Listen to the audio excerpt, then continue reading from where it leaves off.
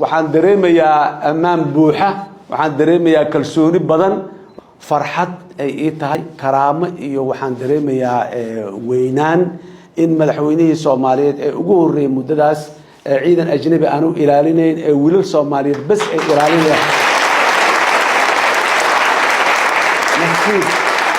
nasiib gaar ah oo alla isiiyay ilaahayna aan uga mahad celinayo waay marka waxaan dareemayaa ammaan buuxa waxaan dareemayaa kalsooni badan waxaan dareemayaa muxuu ahaay weynaanshiyo iyo maxaan ku iraahday muxuu ahaay karaamo weyn aad iyo aad xaga taagan qofna kama buuxee xanaaqin isxambaar ma jire xorahaada xasan bana xagaye isxaq dhowra qarinkiina bada xaga taagan qofna kama buuxee xanaaqin isxambaar ma jire xorahaada